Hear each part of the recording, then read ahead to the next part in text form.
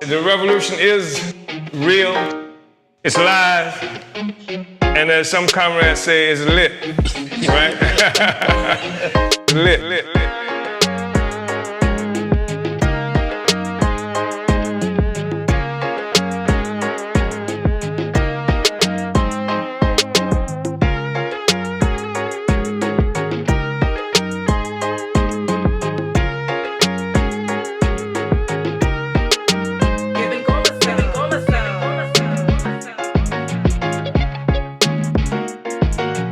Real,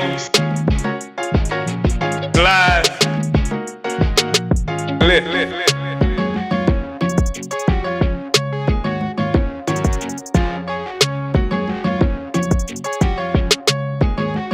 Right?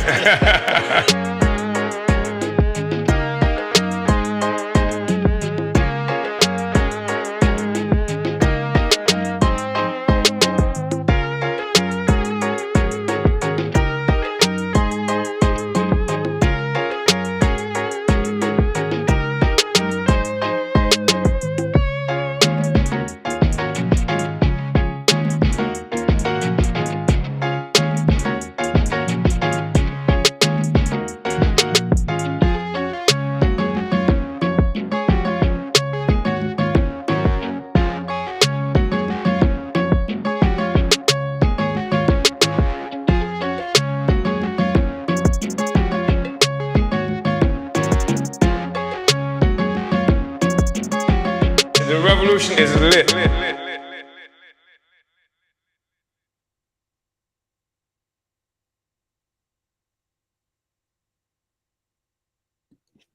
Uhuru comrades, and welcome to today's Omali Taught Me Sunday Study, live with the leader of the African nation, Chairman Omali Yeshitela. This week, we'll pause our History of Anti-Colonial Revolution series to study Chapter 3 of Chairman Omali's political report to the party's 7th Congress, titled Vanguard, the Advanced Detachment of the African Revolution. Chapter 3 deals with how the party survived the counterinsurgency, an important lesson for our time, as we face the same vicious colonial system intent on keeping the exploitation and oppression of African and colonized peoples intact. Our party's more than 50-year history is a testament to the fact that the colonial powers couldn't permanently defeat the African Revolution. It took fierce struggle on our part to ensure that our revolution would live, which is exactly what's being called on us now to engage in. Fierce struggle to drop the charges against the Uhuru 3, to demand hands-off Chairman Omali Yeshitela, and an end to the war on African liberation. You can access today's study materials in the description. We'll begin with the reading from Chairman Omali Yeshitela, then take a brief moment for announcements before going into questions and answers. Before we start, make sure to like and share this study far and wide. Take a moment right now to like this video, tag your friends, subscribe to our YouTube channel, and to Chairman Omali's Twitch channel. Also, throughout the study, we'd like for any donations to go to uhurutours.com/donate. Donating to Uhuru Tours today will help to bring the electrifying presentations of Chairman Omali Yeshitela to the Northeast U.S. this fall. Again, that's uhurutours.com/donate. Now, it's my honor to introduce the leader of the African nation and worldwide African revolution, the author of Vanguard, the Advanced Detachment of the African Revolution, Chairman Omali Yeshitela. Uhuru, Chairman. Uhuru, thank you very much, Comrade Director Akile Nai. And I'd like to also express appreciation to all of you who are participating in this study on today, including those people who are here with us here in St. Louis, where I am, and who are participating in person. I always like to recognize the participation and presence of comrade brothers and sisters who are not in the United States, where we are headquartered, where I am headquartered. And I have not, in the most recent period, had an opportunity to do a lot of travel outside of the United States to various locations within the African world. In fact, I'm facing I'm facing trial as it stands now because of some of those trials in the past. I want to offer a special salute to brothers and sisters on the continent of Africa.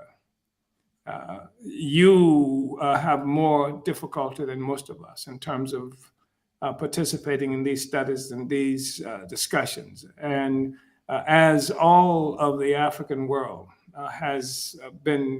continues to be confronted with walls built around us, borders created to separate and divide us in order to exploit us, Africa continues to be most viciously exploited, and our people most seriously oppressed. And borders there almost beyond description in terms of how we are locked into situations that do not allow us to easily get information. Infrastructure, where the colonizers, the white man who, and a euphemism, if we will, for the colonizer, steals everything, has stolen me, has stolen Black people here and around the world, looting the continent of Africa to such an extent that doesn't put anything in, just takes everything out. And so there are no rules, there's little electricity, neo-colonial puppet regimes that do not serve our people, but serve white power, serve colonialism. This is what we are confronted with. And I know it's extremely difficult not to have the infrastructure that permits for the easy access to internet. So it makes it difficult. And I want to recognize the significance that you comrades have in this process and the role that you play in our party and in the movement to free the world.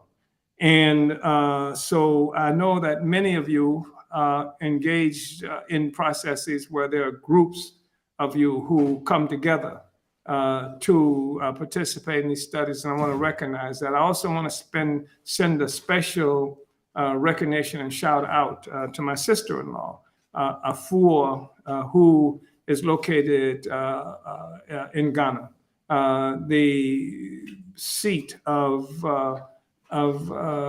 much of the revolutionary direction historically, certainly since the 1950s, that has promoted the unification of our Africa and our African people. Comrade Afua is a perfect example in so many ways of the imposition of colonial borders and restrictions on the ability of African people to connect. We've been trying for more than 5 years to get a visa for Comrade Afua to come to the United States. But those visas are something that, generally speaking, only available to the petty bourgeoisie, people connected to the petty bourgeoisie in Africa and in other places around the world who would sponsor them to come to the United States and to get to Europe. People end up spending in Africa hundreds of dollars just to get an application to get a visa, and then spend hours in the sun waiting at U.S. consulates in the various places on the continent of Africa to be able to get to see a consulate for approval of the visa, only to be met with refusal. No return of the monies at all. Sometimes people have spent months and months of their income just to get the application. So this is something that Afua has had to deal with for a very long time. And I want to recognize you and also the fact that I know you've done everything you can. It's important for us and for your husband for you to be here as well, who is here in this country. Comrades in the Caribbean and in Europe, Europe is an interesting kind of situation for the most part, because while we have African communities throughout Europe, we have a situation that they are attempting to impose on our movement and have always attempted to impose on our movement for liberation in the United States. In Europe, we find that for so much, and if not the vast majority of African organizations, certainly many of them, connected to charity by European government. So there's very little independent activity that they can engage in. Certainly, that's what we experienced in Sweden, well, in Holland in particular, and perhaps to some extent in Sweden.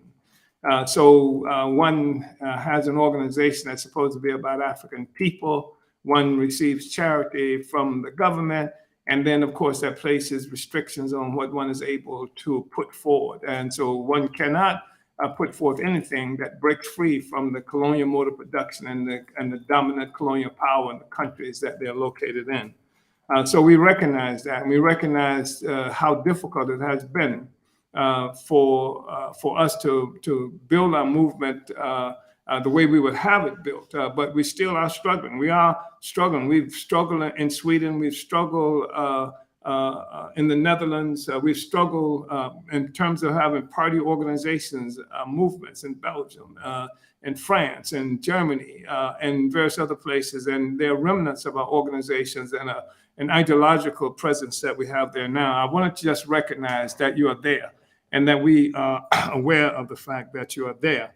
And throughout the Caribbean, incredible work that's being done right now in Jamaica, the work that we are building in places like Bermuda and in the Bahamas. I know that we are in Grenada and various other places like this. I want to just send a shout out to you and say that we know that you're there.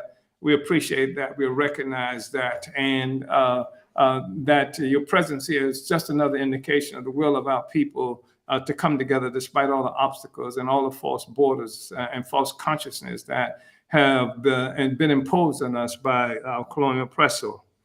Why don't we say something about the office of Agitprop? We seldom recognize the role of this organization. I seldom mention the fact that there's an array of technical forces who you don't see. Sometimes you experience them because they are chat monitors and they're doing other kinds of things like that. But they're responsible for much of what it is that happens here. And they're quite efficient.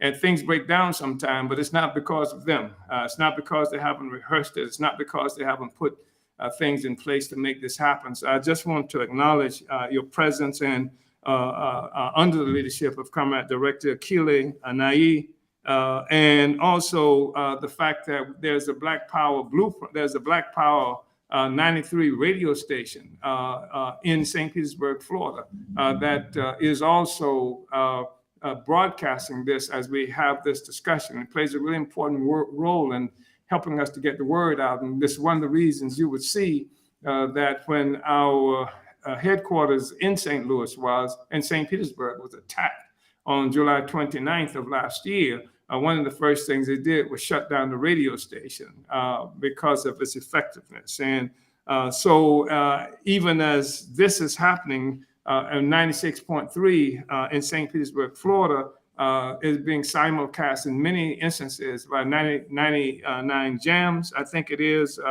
also in St. Petersburg, Florida, and we're sometimes simulcast by WMXP in Greenville, South Carolina. And there are just various other entities, radio stations, FM radio stations that also broadcast. And I wanted to acknowledge that we know you are there. We appreciate what you're doing and how you make these studies accessible to growing numbers of people, helping our people to break out of this encirclement, this information encirclement, and to more effectively engage in this ideological struggle, engage in this war of ideas that this study is a part of. So we are talking about counterinsurgency. And one of the things that brings us to this discussion of counterinsurgency, obviously, is the fact that our movement has been victimized historically by counterinsurgency war efforts to make sure that we never win our freedom. And on July 29th, when the most obvious expression of counterinsurgency attack on Black people in this country happened with the assault on my home in St. Louis, Missouri, and offices and homes of other members of our movement and party in St. Petersburg, Florida, St. Louis, Missouri, etc. This is the counterinsurgency. This is something that would make it kind of obvious why we would have this discussion. But I was just looking at the Washington Post this morning, and there was an article there about a man named Ted Kaczynski. Some of you will have forgotten Ted Kaczynski. He was called a Unabomber, who was characterized as somebody who was responsible for setting off bombs. I've forgotten the exact time frame it was, but he did it successfully for a number of years, and would leave messages and things about why he was doing it. And these were so-called anti-system messages that he would do. And so the Washington Post put forth this article this morning about the fact that Ted Kaczynski, when he was 16 years old, he went to Harvard University, and that he was pulled into a CIA program, a mind control program that was called MK Ultra. And we've seen some things about MK Ultra, books written about how the CIA was involved in things like that. Kaczynski was just recently found dead in his cell. They say they don't know how he died, but we do know that this program has killed people. We know that the thing that brought attention to it first was an FBI agent who they had sequestered in a hotel room. Perhaps this was in Washington, D.C. I can't remember exactly where it was. Was that New York? Was it New York? Who jumped out of a window, and they had been giving this guy LSD and other things. This was an FBI, a CIA agent. And he had become disillusioned by the role he was playing in this program that they've initiated against people for a long period of time. So we talk about counterinsurgency. Here we are in the Black Liberation Movement, representing Black people who came to this country in chains and never have known an ounce of freedom, a day of peace since the colonizers attacked our Africa. And here we are in this country today being raided, being characterized as Russian agents and what have you, and having to defend ourselves with in the face of the kind of notoriety that this country has achieved in terms of making war, making counterinsurgency attacks on peoples around the world, and of course, in the face of the reality that this is a settler colony, where Europeans are not indigenous to this land. They stole it, they came and took it. And this makes it important when we talk about this discussion of counterinsurgency, about what happens to us. Because some of us are able to recognize the 1960s program that was characterized as COINTELPRO. And some of us, when we talk about what has happened to our party, these recent attacks, and they are much more extensive than the July 29th attacks that we're talking about, much more extensive than the fact that they put me in chains, leg irons and things like this, as well as two members of our party Solidarity Movement, Penny Hess and Jesse Neville. It's much more extensive than that. But somehow we're in a situation that many people do not understand because of the effectiveness of counterinsurgency war that killed Malcolm X, that killed Panthers, that killed not just people inside this country, but killed Lumumba, killed Nkrumah, did very, very bad things to Marcus Garvey, and I am convinced eventually killed him as well. You have this process where people understood quite clearly that what our struggle was about was not trying to find a way to live in a system of oppression and exploitation, but to rid ourselves of a relationship with oppression and exploitation and the system that creates it and cannot live without it. It must have it for it to exist. You got to remember that the U.S. achieved its identity as a consequence of stealing this land from indigenous people. Every effort that the indigenous people made, whether you call them Indians or Mexicans or what have you, was something that undermined the success of a system that came about as a consequence of stealing their land and then removing their identity and giving them another identity. And the European colonizers giving themselves an identity that was consistent with the narrative that they wanted to create that they called history. African people, again, have been under the gun for 600 years. When the white people from Portugal came to Africa and initiated this process in 1415, I think it was, of kidnapping African people, taking land off the islands of Africa and what have you, and initiated a whole new world economy that did not exist before. There was no world economy before the attack on Africa. So everything that people are involved in, connected to the economic life on the planet Earth, is connected, is a part of a colonial mode of production. It was something that Karl Marx defined that came about through the turning of Africa into a commercial hunting, warrant for the commercial hunting of black skins. He said, this is how the white world got created. He said, this is what advanced the white world. He said that the so-called wage slavery, which is capitalism and capitalist emergence and development in Europe, required as a consequence the enslavement of black people, the attack on the people in the so-called East India, by Europe. He talked about what it meant for England to attack people in China and pose a drug economy on them. They act like they just discovered a so-called drug problem, drug economy. This is Marx. This is a white man out of Europe who said this. This is not something we created or invented. It was somebody else who were talking about their relationship and their understanding to this social system. So here we are as African people, and now with the war that's being made on those who have struggled for us to recapture our own history, our own rights, our own lives, to be a self-governing, dignified people, they come under assault, murdered, etc., and then a false narrative is continuously imposed on us. So we don't fight for freedom anymore. We fight to find a way to get along with the oppressor, to get along on the plantation. And this is permissible. With even that, though, comes with limits. So when we talk about counterinsurgency, it is something, a construct process that was created by the oppressors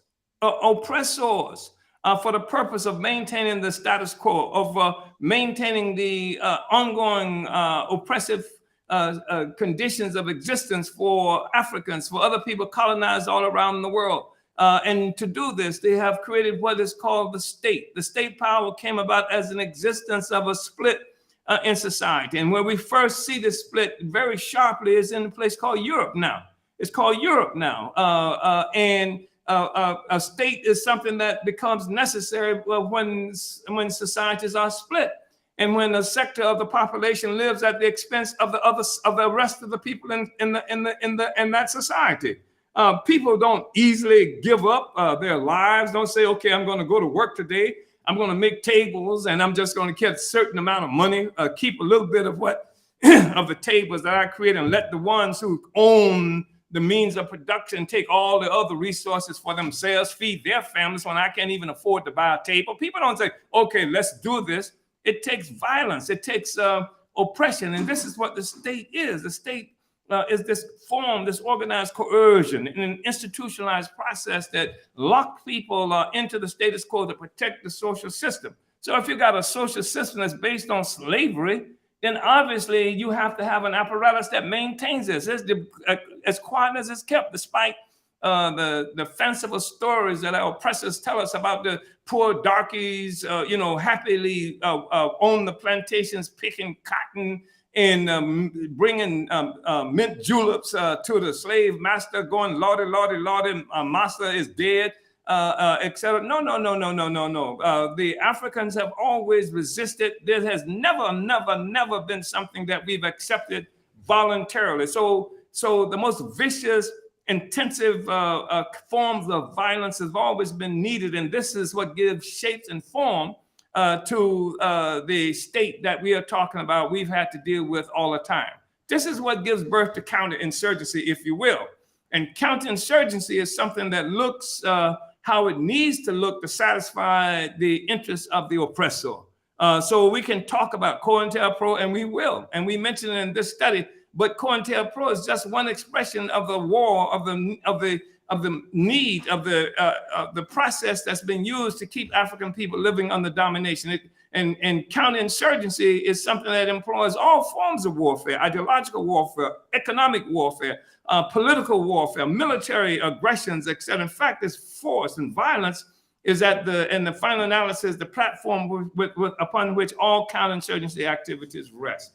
You come to your house at 5 o'clock in the morning with flashbang grenades and battering rams and knock your doors down, even as they tell the world how wonderful they are and that they're doing it for us and they're doing it for all the other people. And that's why they have to maim and kill and take away the rights of the people. So I just think that's important just to going into this discussion.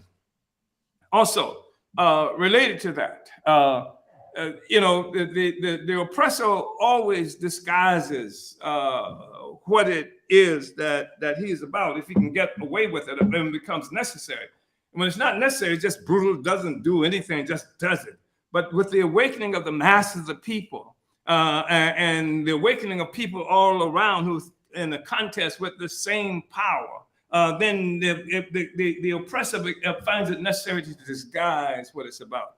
Can't just say we are taking away your rights. They come up with phony things about, they say we believe in free speech, but they want to kill you once you use free speech, so they disguise what it is that they are about. This is what has happened to us and what have you. I just want to say that a struggle happened in this country, and I was a part of it. I played a really important role in this process of winning the rights of Black people to vote. They said that the way you get your freedom and you extend your rights and be able to express your aspirations is through the voting process, the electoral process.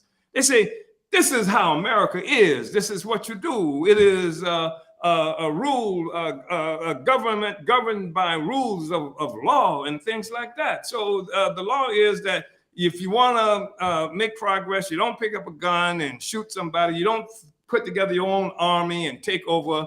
You go to an election. You have an election. You participate in an electoral process, but they weren't allowing African people to do that.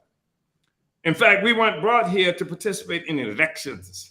The people who were participating in elections were the people who brought us here in chains, not to participate in an election. People, liberals in particular, like to denigrate, and I hate that word because even that word has its roots in a characterization of Black people that's become so ordinary and common here that people don't pay attention to it.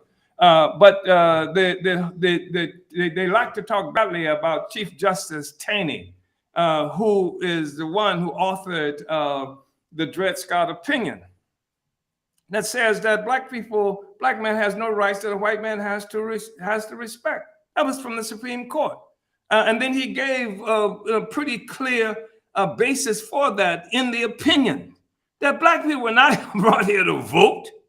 They were brought here to be slaves, to work forever without rights, etc. And so all the liberals are really upset about that, and they detest Taney. I love Taney for telling the truth. But the liberals can't stand the truth. The system can't stand the truth, so it covers up the truth. And they talk badly about Taney. And then, of course, this was finally overturned. It was overturned as a consequence of political and violent struggles that happened, throughout this country. So you have, I participated in this whole situation in this country about the right to vote, because they said we're supposed to be able to vote. They said Taney was wrong. Black people should be able to vote. And I, at risk of life, along with scores and perhaps hundreds of others throughout this country, some people died just trying to win the right for people to register, to vote. And of course, as we know, the electoral process is only a nonviolent contest that happens between sectors of the ruling class who want to control the state that I just described. What is the state? It's the FBI, it's the CIA, it's the police department, it's the military forces, it's all these, that's the state that many so-called right-wing people have just discovered. They call it the deep state. That's what you've begun to hear, the deep state. We've been talking about the state all along. It is this instrument of oppression that makes sure that the status quo is maintained all the time. And not just on July 29th, 2022. It's been put there to maintain the status quo all the time. And it has always been willing to do what's necessary to do that. So here you have a situation where the attacks on African people in this country become so egregious that it's hard now for the bourgeoisie to act like they're not doing what they're doing to us. I mean, you got in Florida, you can't even stand in a line, take water in a voting line. The attacks on the rights of African people to participate in the election process, not to be Black Panthers, not to be members of the African People's Socialist Party, not to be armed forces, just to vote for a damn Democrat that's never been on our side historically. So this is what we're looking at. And so we have this situation where people are cheering now. I hear liberals saying, you know, how wonderful it is because in Alabama, the Voting Rights Act was under assault. And the right for Black people to vote because they were changing the districts in a way that marginalized the capacity of African people to vote. And now we've got this great victory from the Supreme Court in defense of the Voting Rights Act. Say you can't do that. Say that's wrong. And I'm listening to discussions going on saying, whoa, what a great victory we've just won.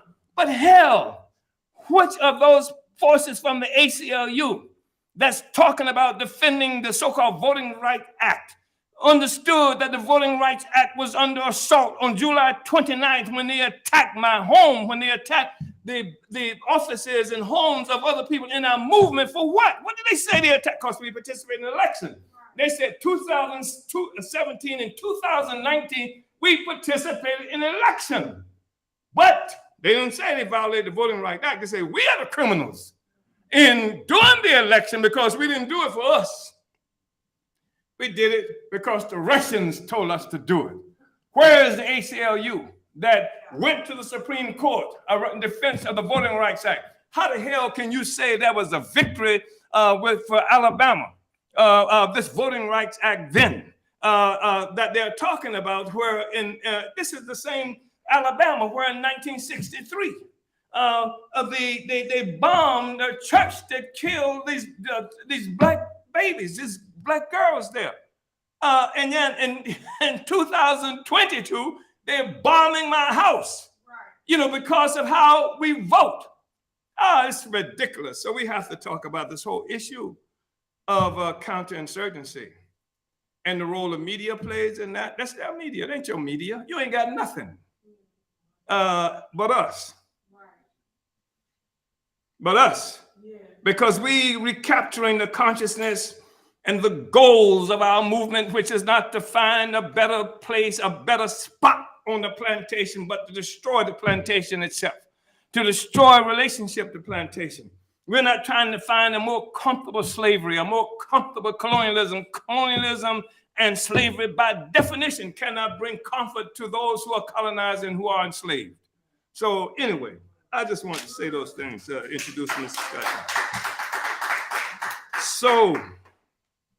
So we're talking about what came into existence as a mode of production. It's a colonial mode of production. It's a colonial production, a mode of production that is parasitic to its essence. There's nothing, has no redeeming qualities at all. It is parasitic. It can only exist through sucking the life, sucking the blood, sucking the resources from a sector of the population.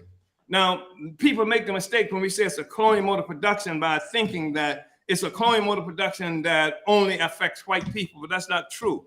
Or only affects Black people, that's not true. It affects all people. It affects Black people and white people. It is a mode of production. It is a process. It is a system. It is what Lenin has referred to as a unity of opposites.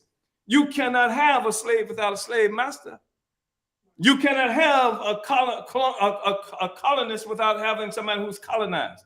Colonialism requires both a colonizer and the colonized. Slavery requires both the enslaved and those who are responsible for enslaving us. So you're talking about a relationship. You're not talking about just something that's happened to the white people or something that's happened. You're talking about a relationship. And this is what we have to assault, the relationship, because once you kill the colonizer, you've killed colonialism. When you kill colonialism, you kill both the colonizer and the colonized, because they require each for their existence. There cannot be a colony. When I talk about colonized, that's like people who like to talk about the white man went to Africa and got some slaves. No, the white man went to Africa and captured some free people and transformed them into slavery using the state, the power that they had at their command. So this is what we're looking at, a relationship that was imposed on the oppressed by the system, and it's locked into place by various instruments of coercion, like the CIA, like the FBI, like the military wings and things like this, arms of coercion, prisons, jails, things like this. This is what we live with, what we work with, what we're talking about when we talk about counterinsurgency, not just an incident where a dead white man named J. Edgar Hoover, who led the FBI at some point, did some naughty things that might have got exposed in a committee of the U.S. Congress, like the Church Committee and what have you. And people should look at the Church Committee because it said a lot about what was going on. But this is just evidence of how colonial mode of production and the colonial state articulated itself in those circumstances. As long as you have colonialism, you're going to have the consequences that the Church Committee talked about. You're going to have some iteration of what they refer to as COINTELPRO. It's not COINTELPRO 2. It's like some people like to refer to what happened to us as COINTELPRO 2 or COINTELPRO. How do they say it? 1 point something, 2.0. No, it's not COINTELPRO 2.0.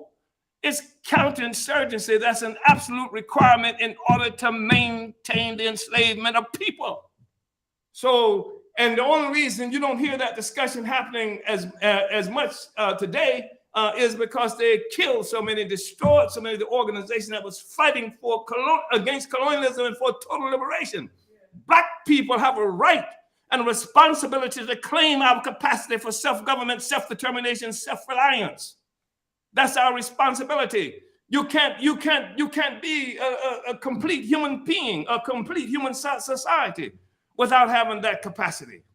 So, anyway.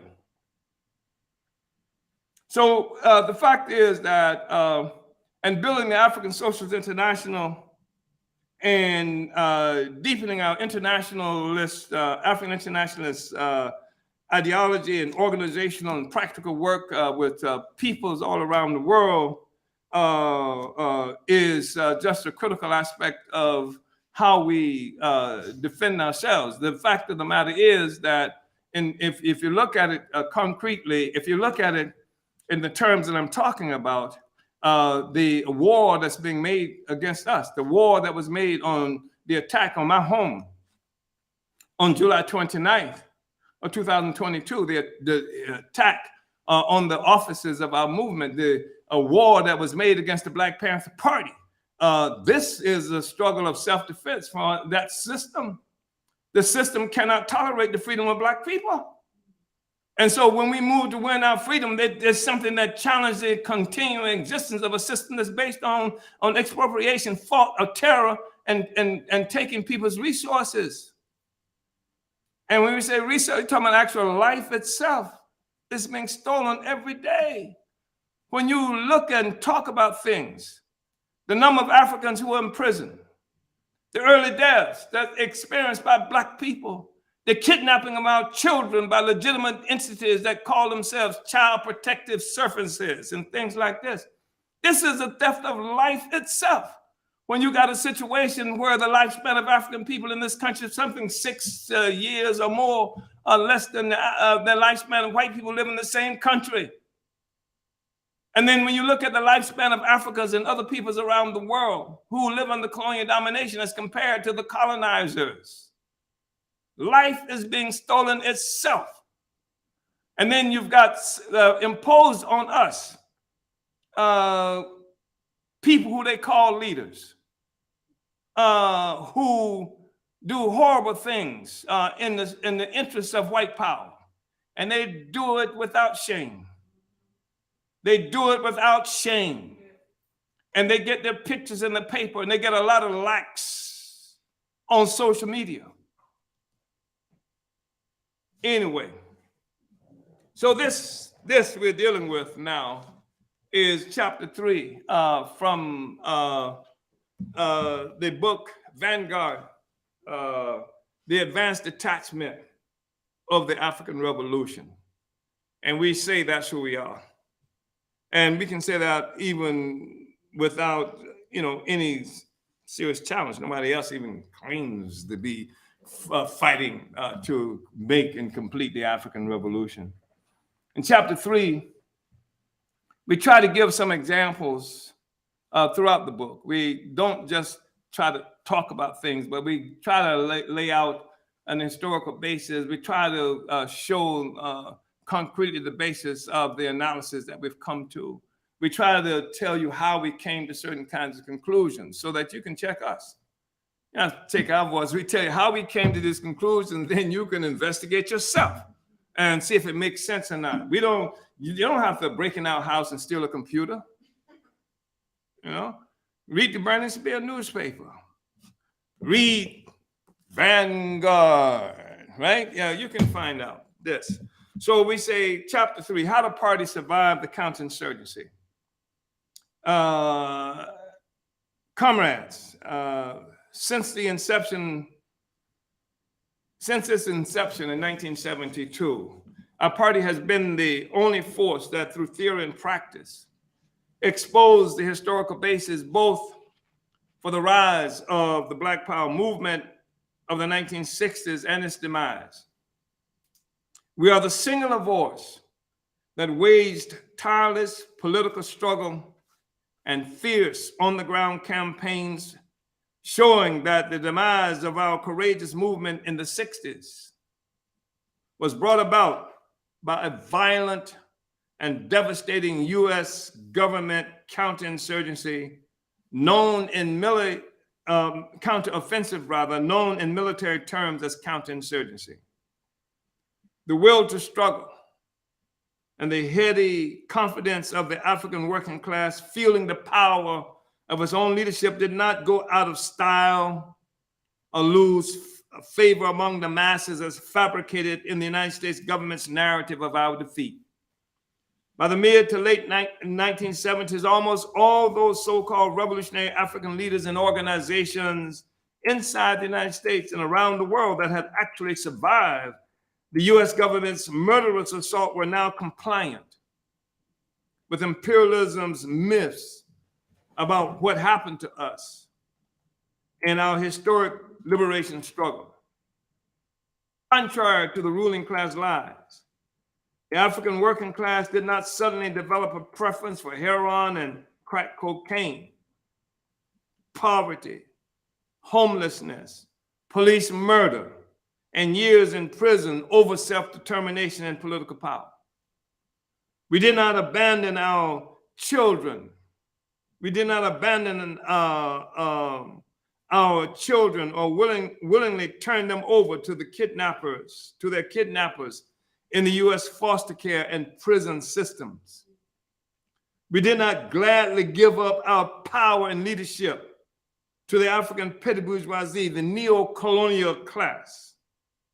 As we have said many times, the African working class inside this country, which has been for centuries the revolutionary moral compass for oppressed peoples around the world, was now criminal, hated, and detested in the US government's carefully crafted counterinsurgency plan. After more than a decade of concerted struggle, hard-fought for rights were rapidly taken away, and the conditions of the African working class were soon worse than they had been before we rose up. Counterinsurgency is what the US and imperialist powers or parasitic capitalism do to colonized people when we fight for our freedom and independence through revolution. The heroic peoples of Vietnam, Chile, and Nicaragua, and African people in Congo, Kenya, and South Africa were among many others who bore the brunt of imperialist counterinsurgency. A counterinsurgency is a war without terms. A counterinsurgency is a war without terms. When white people fight each other, they have the Geneva Convention defined as rules that apply in times of armed conflict and seek to protect people who are not or no longer taking part in hostilities. These include the sick and wounded of armed forces in the field, wounded, sick, and shipwrecked members of armed forces at sea, prisoners of war, and civilians. When they fight us, however, the Geneva Convention does not apply, and they do anything they want, including to civilians, the wounded, the sick, and prisoners of war. Almost 30 years ago, we summed up in my 1991 book, Black Power Since the 60s, the struggle against opportunism within the U.S. front of the Black liberation movement. While ever present since our forced sojourn within this North American hell, this counterinsurgency has achieved a different character since its effective use during the Black Revolution of the 60s to destroy our movement for happiness and repossession of our stolen resources. Essentially, this counterinsurgency changed character from one which, while it attacked the whole African people, had its primary emphasis on the destruction of specific individuals and organizations, to one which has as its primary target the entire African people, especially the revolutionary African working class. There are various components to the counterinsurgency. It employs each branch of the government and a host of state-connected institutions, as well as the bourgeois media and other instruments of mass culture controlled by the U.S. colonial state and ruling class. Of particular significance to this discussion is the use of drugs and neo-colonialism as components of the counterinsurgency. The impact of drugs in the African community is well known, if not even exaggerated. For several years, the white ruling class media have quite selectively overwhelmed our consciousness with images of drugged out African mothers, African children who are born addicted, African illnesses and wretchedness, which are due to drug use, and of course, the violent African youth who are victims of and responsible for the torrent of violence and homicide that characterize so much of our existence. Indeed, the media have consciously worked to criminalize the African community and people, mostly through manipulation of the drug issue. The selective usage of the media has defined the African in the popular consciousness. This includes too much of the African consciousness as well as a criminal entity suffering from self-inflicted, quote unquote, ills that beset us, or as a community on the road to self-destruction. This, by the way, these quotes that came from Black nationalist organizations at a particular time. It is no longer the vicious colonial repression as exemplified by the fact that more than a quarter of our male youth are tied to the prison system, or that the infant mortality rate within our colonized community is at least twice that for white people, or the vicious police and white citizen violence constantly directed at African people that defines our existence. It is no longer the economic exploitation that denies us work within the legal capitalist economy, while at the same time charging us more for shoddier goods, from housing and transportation to food and healthcare, that defines our reality. It is no longer the African oppressed by colonial white power who we are aware of, but the thankless, criminally violent, drug-addicted African who has tried the patience of civilized white society for the last time. And indeed, drugs, violence, and crime do haunt our community. but they do so as a part of a vicious U.S. government-imposed counterinsurgency that is designed to crush any attempts by our desperate people to realize national liberation. Only our party has provided a historic and class analysis of the development of the Black Revolution of the 60s that must be understood by militants and activists attempting to interpret the state of our struggle today. One critical point is the profound correlation between the historical events occurring in Africa and other places throughout the colonial world and the freedom movement of Africans within the United States. As I wrote in 1997 in the pamphlet, Why I Became a Revolutionary, I'm fortunate to have been born in an era of great transformation in the world. It was a time when the basic social contradictions of this country became obvious for all to see, especially those contradictions which revolve around the so-called race question. The 1940s was also the era in which great movements against direct white rule or colonialism were occurring worldwide. In 1947, India achieved formal independence from England, and the Great Chinese Revolution occurred in 1949. Other revolutionary anti-colonial movements were sweeping Africa, Asia, and Latin America. It was this period that most determined how we understand the nature and character of our struggle today. The image and bold initiatives of Kwame Nkrumah, first president of independent Ghana, and the implacable stance of Patrice Lumumba are etched in the consciousness of all who look back at that era of universal struggle of African people. We were made confident of our road to liberation by the incorruptible visage of Malcolm X and the massive mobilization for democratic rights organized by Dr. Martin Luther King Jr.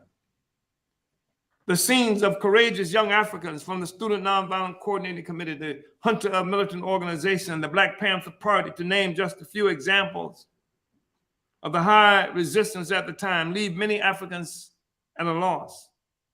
Why the current lack of direction for the mass movement today?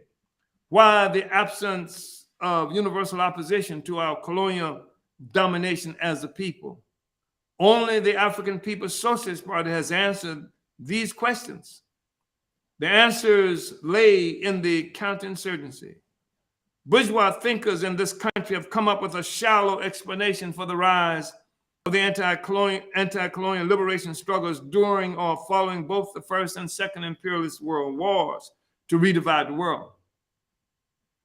The massive phenomenon known as the Marcus Garvey movement followed on the heels of the First Imperialist World War, while the historic civil rights movement rose up in the years following the Second Imperialist War.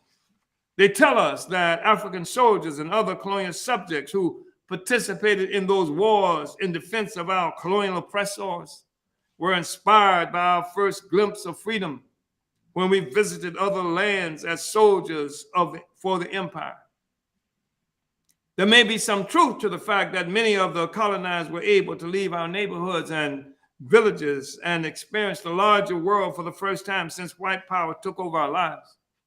Nevertheless, an understanding of the explosive and generalized growth of the struggle for national liberation in the US and around the world must be sought beyond the self-laudatory explanations of the international colonial bourgeoisie.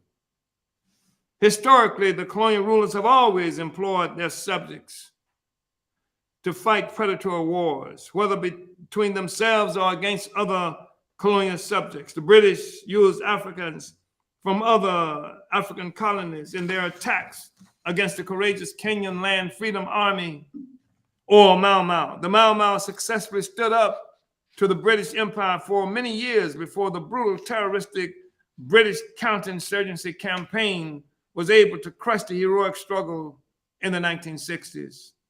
The French deployed troops from their various colonies in their vain efforts to defeat the magnificent life and freedom affirming Vietnamese revolution liberating Vietnam from French colonialism. 71% of French troops fighting France's colonial war against the Vietnamese were actually subjects, colonial subjects from Algeria, Senegal, Ivory Coast, and other French colonies. When the U.S. entered the war on the side of French imperialism in an attempt to maintain the colonial slavery of the Vietnamese people, it is said that 50 to 65% of the troops on the front lines were domestically colonized Africans, not to mention Mexicans, Filipinos, and Puerto Ricans. Other forces also colonized inside the U.S. It is true that the participation of Africans and other colonized subjects in these imperialist wars did introduce thousands of us to contemporary military training and the invaluable experience of fighting under enemy fire without panic. This aided the anti-colonial armed struggle being waged in our own interests against our colonial oppressors. When I say without panic, I want to be clear. I'm not saying that the French or the United States taught us not to panic. The fact is that one of the things about armed struggle that is really important in training altogether is that the initial tendency, natural tendency of somebody being shot at is to do what? Is to run, is to get the hell out of there. But when one engages in armed struggle a number of times, when it's trained to engage in armed struggles, then one can do it without panic. And this is an invaluable thing. So to be shot at and to be able to shoot back, to be shot at and to know how to deal with that. Participation in the U.S. wars also served to destroy the colonial myth of the courage and indestructibility of the white man, and even provided legal opportunities for actually killing him. White men could die at the hand of a lowly nigger. They could scream in pain, just like an African being burned to death by a white lynch mob in the United States. This was instructive. The greatest value of the Second Imperialist World War for the struggle against colonialism, however, is the fact that the imperialist bandits who were in fierce struggle against each other to redivide the world, and the world meaning us and our lands, were unable to give our oppression their usual ruthless attention. The war left many of the colonial powers exhausted and preoccupied. In some cases, the imperialists actually required the colonized to take on some of the colonial responsibilities previously in the sole control of the colonizer. All of this provided us political space that we, the colonized, everywhere, used to organize against our oppressors.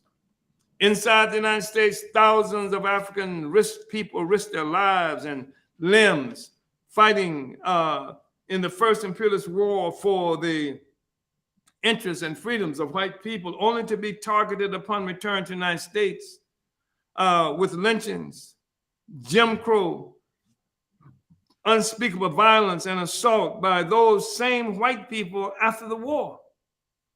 Africans and colonized people worldwide face a similar situation. You will read, if you study like what they refer to as the Red Summer and the massive killings of African people or white people, 1919, 1921, even going up to things like the so-called Black Wall Street in Tulsa, Oklahoma, you will find that on the front lines of defending those communities were Africans who were veterans of the U.S. military. They had their guns. They tried to stand between the oppressors, the lynchers, and the African community. As the fever for independence swept the colonial world, hungry for our own freedom and independence following the war, more than 11 million African people here and around the world flocked to the African National Liberation Movement led by Marcus Garvey.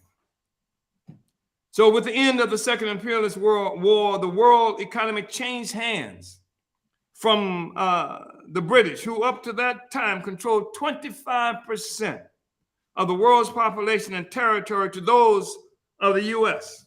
The myth of British tea-sipping white civility as the imperialist in chief was destroyed by the German bombings of London and other cities in England, and by rising struggles for national liberation inside British colonies. So you think about this, here you have a country, a barren rock that they call England, where it rains all the time. There's a song, was it a group that made the song? I think it's a white group. It never rains in Southern California. Well, it never stops raining in London, England. You understand? So, I mean, think about this. It's something that has come to be accepted as normal, that the British would control all 25% of the world's population and 25% of the world's territory. And if it were not the British doing it, then it was the French and the British and the other colonial powers. There's nothing normal about that. But the reason it appears to be normal, it's even codified the consequences of that, and laws were made subsequent to that govern the behavior of all the peoples on the planet Earth, the colonized and the colonizer alike. This was normal. And it's normal because our explanation of it comes from a narrative of the colonizer. The colonized had no role in defining this reality at all, what was going on at all. So our desperation following the war, out of desperation following the war, the British made a call to their colonial subjects from throughout the world to come home to rebuild England, thereby growing a domestic or internal colony similar to that of the United States. So many Africans who, and not just Africans, people from Southeast Asia and what have you, who are in England today, many of them who were colonial subjects came because the British were calling them to come home. To come home. This is, and you've heard the colonizer country referred to as the mother country. So you come home and to rebuild England. And there's an obvious parallel that you can make with how after the war and the US now becomes the chief hegemon, it becomes the big economic force, it has to solve the problem too of having laborers who were going to rebuild, who were going to build off of what used to belong to England, what used to be controlled. I'm talking about colonial territories and resources.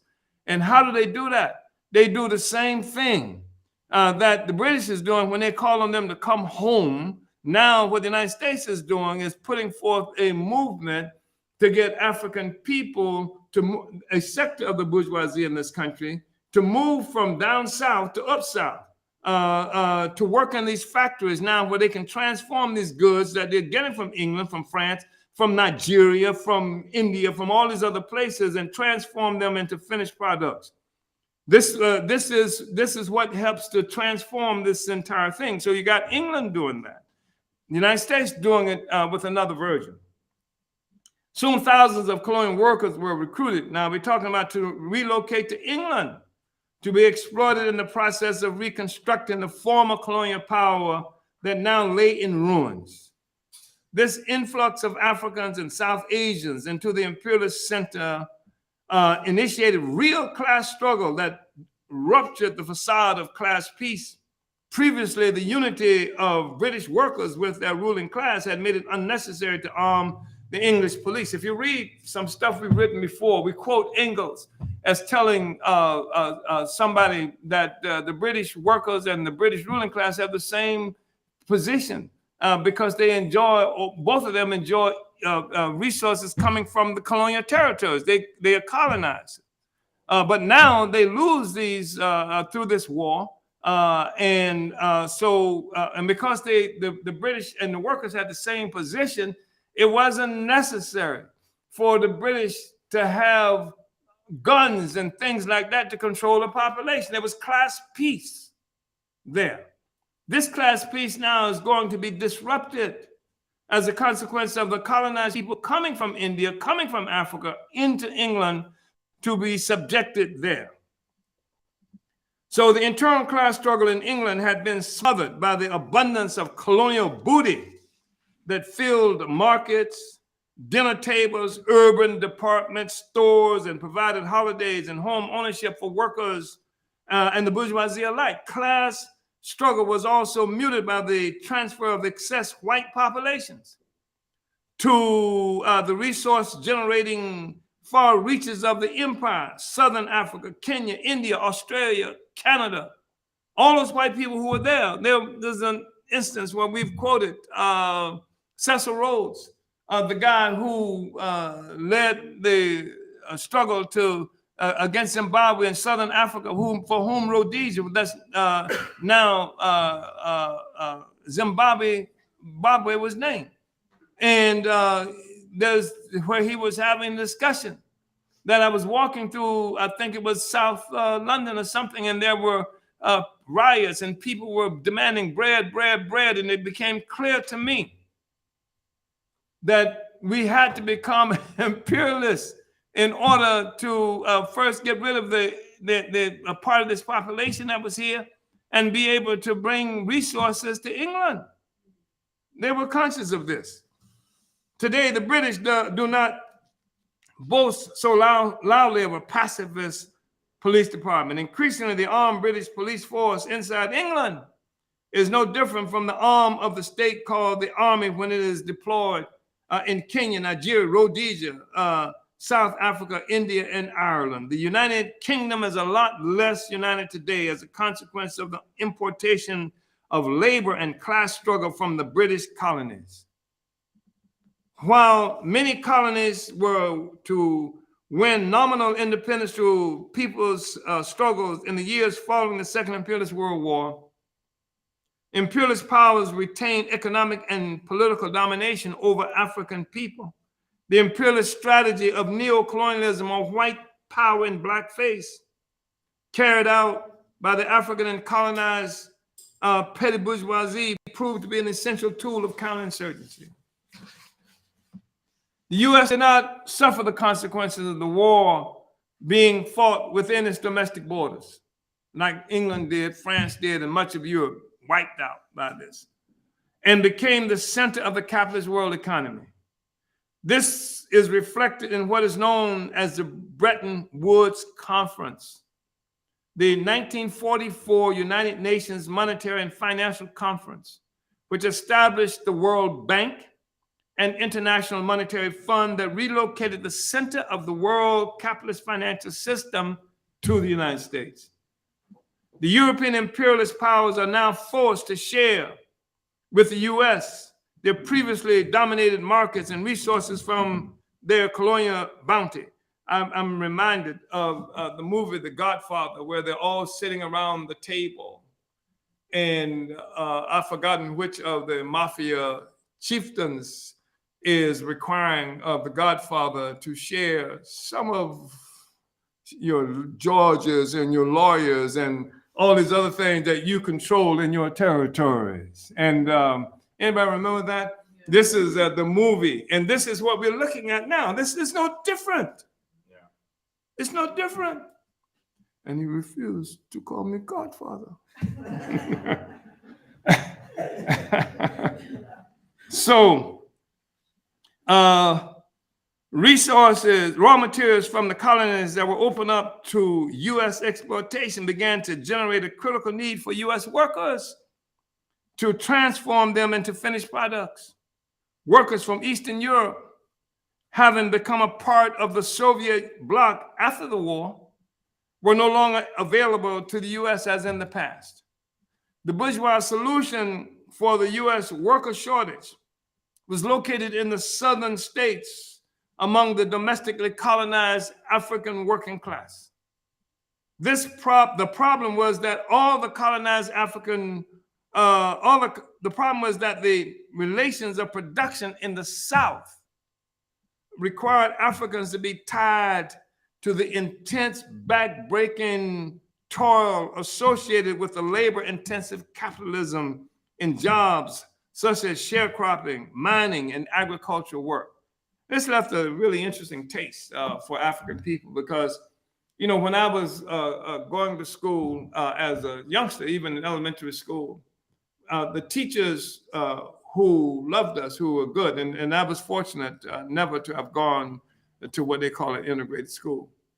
But the thing that they really wanted was for us to be able to get work that didn't require us to be in the sun, to be outside working, to get work inside. If you can get a job inside, that was really a powerful thing. And it just spoke to the whole backbreaking kind of labor that was imposed on African and this labor-intensive capital articulation of the system, specifically in the South. But you find labor-intensive activity all over the place. Wherever hard, the dirty work had to be done, it was Africans who were going to do it. Whether that was in the plants in Detroit, making cars, or other places, the dirtiest, hard, back-breaking work that was going to be done by African people.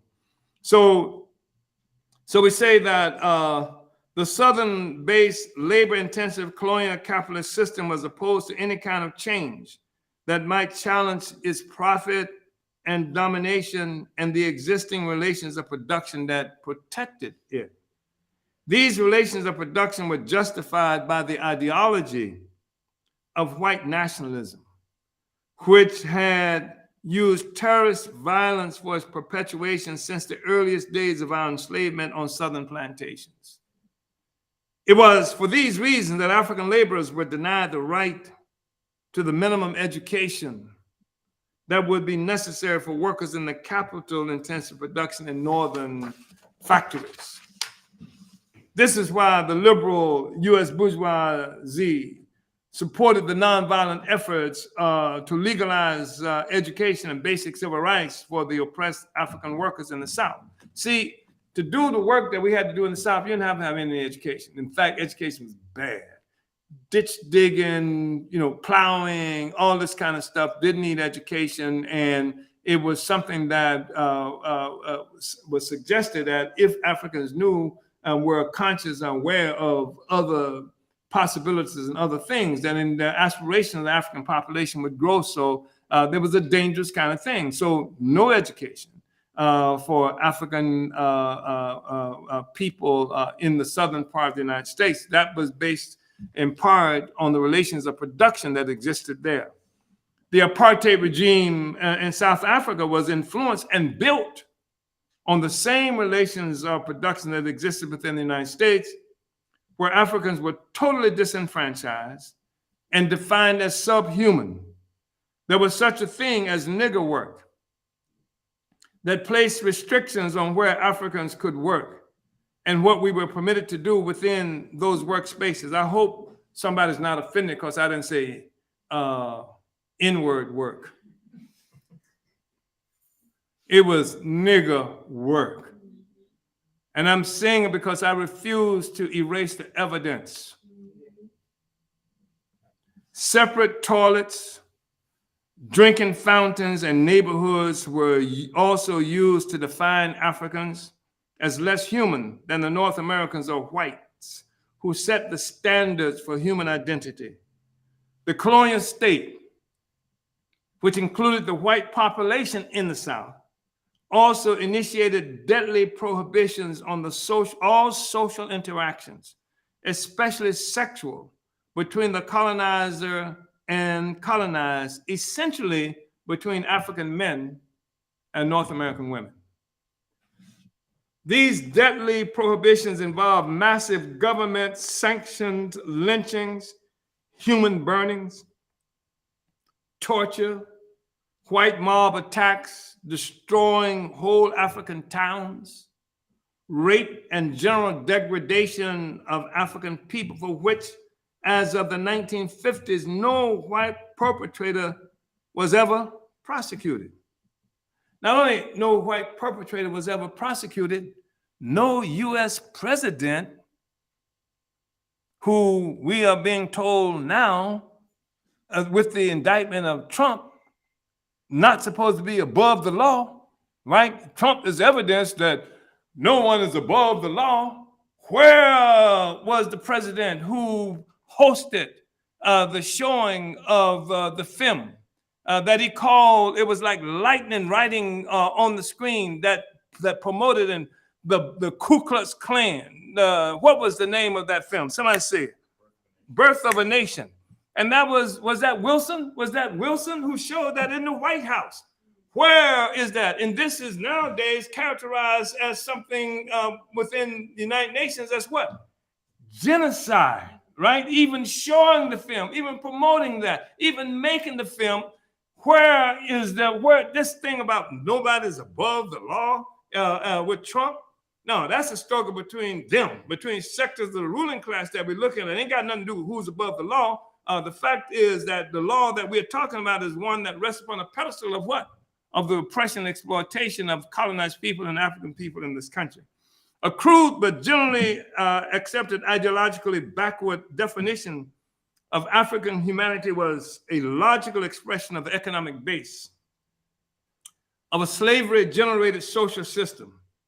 It is a definition that prevails up to this day, not only for Africans within the United States, but for Africans in general, all of whom were brought into a relationship with Europe through the global colonial slavery-related economy.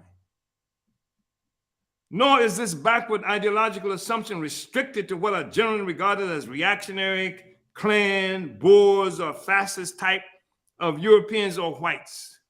We are talking here about the ideological foundation of capitalism that permeates all of Europe, other capitalist-dominated societies, essentially the entire world.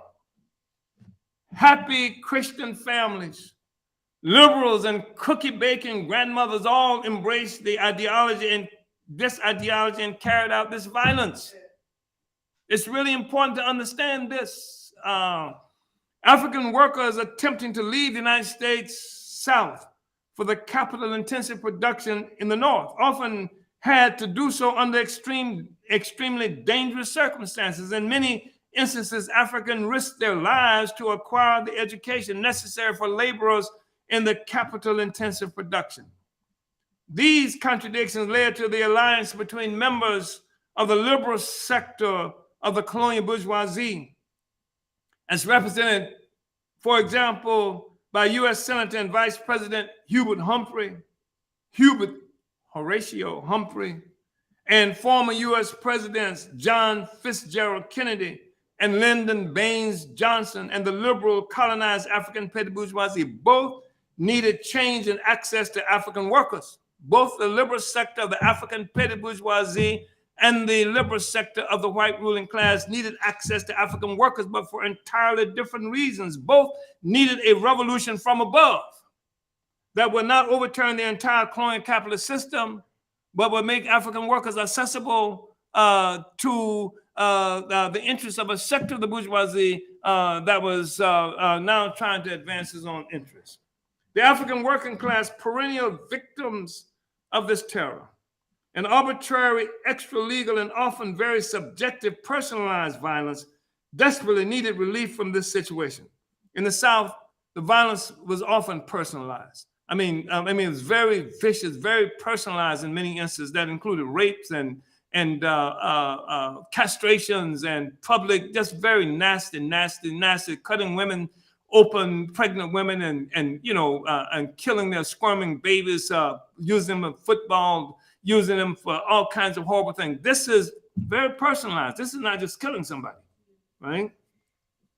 So we wanted to be able to see a future where our children would not be locked into indeterminate, relentless brutality with poverty and backbreaking nigger work. The colonized liberal African petty bourgeoisie, so we're talking about the interests of the bourgeoisie, the liberal sector of the white ruling class. We're talking about the interests of the African workers who wanted to end this vicious brutality that was happening to us. And then you're talking about the colonized liberal African petty bourgeoisie who that also needed democratic changes for its own protection from this arbitrary extrajudicial treatment. Because they would pick you up and hang you. They would do a nasty, they were uppity niggas. They would kill you. You got a car that's too nice and things like that. They bombed an entire African community that they called Black Wall Street. So the African petty bourgeoisie itself was vulnerable and needed some kind of protection from this. So even petty bourgeois, educated and otherwise assimilated Africans were subjected to the vicious whims of uncultured, uneducated, reactionary whites who functioned as extensions of the white colonial state in their treatment of Africans. Additionally, the selfish interests of the African petty bourgeoisie required mass access to the electoral process as a means of acquiring an ability to integrate into the capitalist economic system, which is the definition of equality for the African petty bourgeoisie. That's the definition of equality for the African petty bourgeoisie. They needed the African masses to have the ability to vote so they, the African petty bourgeoisie, could be elected to office and position of power to integrate into the capitalist system as co-predators. These petty bourgeois forces became the burgeoning neo-colonialists. Many had no neo-colonialist aspirations. Often they merely wanted to be part of the existing setup. Some suffering severe self-alienation just wanted to be with white people. This is important to understand because what we have always said and tried to help people understand, that when they talk about the struggle of African people, they try to liquidate what might be otherwise characterized as class struggle. And so all the Black people and then all the white people in a way. And there's a general basic basis for uniting with that general perception, but it misses so much because there are sectors of the African petty bourgeoisie who saw it in their own interest to facilitate the colonial project. They got paid for. We see this often in our own goddamn movement, but radicals and stuff like that. I saw, people who I had respected as great revolutionaries. They're Black nationalists and Marxists and all this. When Barack Obama was elected by white power, it was clear. What we saw was, there but by the grace of God go I, from some of these Black nationalists, intellectuals, and other things, radical petty bourgeois forces. And they found themselves working with imperialism because they saw a future for themselves there. We saw a situation where people who were in the civil rights movement, I know them, and some suffered very dangerous struggles and were radical as hell in their articulations of vision where we had to go. But at the moment that certain rights were provided within the system, they cast all that stuff aside and became adherents of the system. I'm not even going to call some names. They're relatively well known. And some of their children are well known as a consequence of how, they fought. And even when they would call themselves radicals and revolutionaries, ultimately they were looking out for their own interests, their own class interests. Because the system, sometimes, the system all the time, when you look at colonialism, it cuts across class lines in terms of the oppression of a population. So the whole population is oppressed, except all the population cannot satisfy its interests and aspirations in the same fashion. There's a sector of the African oppressed, colonized people, and they are really fascinated by their own genius. Sometimes intoxicated by their own genius.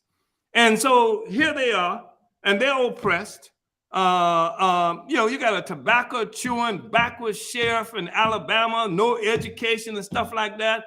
You got Africans who somehow escaped and went to Howard University or went to some of these other universities, became educated, et cetera, and they have to take orders and scared to death of what this white man is going to do to them. They are relieved if they can go into office. They are relieved if they can, their children will have a future. And so you can satisfy their aspirations and that like that. But in terms of the aspiration of the people, they don't have the ability to unite with the aspiration of the people who want more than just their children to be able to get an education, to go these places, et cetera. That's why, like, one of the big differences and struggles I had with Comrade Glenn Ford was that this whole notion of how's it characterized?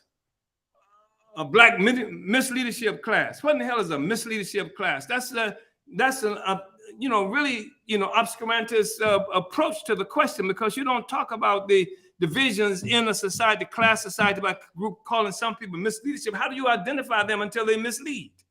You understand? The point is there's social forces who can be identified based on their relationship, their structural and economic relationship to the system itself. You can identify that the petty bourgeoisie, the African petty bourgeoisie, as a social force, as a class, will always betray the revolution. That doesn't say every individual who is from the petty bourgeoisie would do that. We've seen differently. We've seen the petty bourgeoisie, Che Guevara, petty bourgeoisie, Fidel Castro, petty bourgeoisie. But both Che and Fidel betrayed the interests of their class and united with the interests and aspirations of the workers and poor people. We saw that also with Lumumba and Nkrumah and others who were Cabral, a shining example, who was a part of the assimilados that were created by the Portuguese to make black people Portuguese.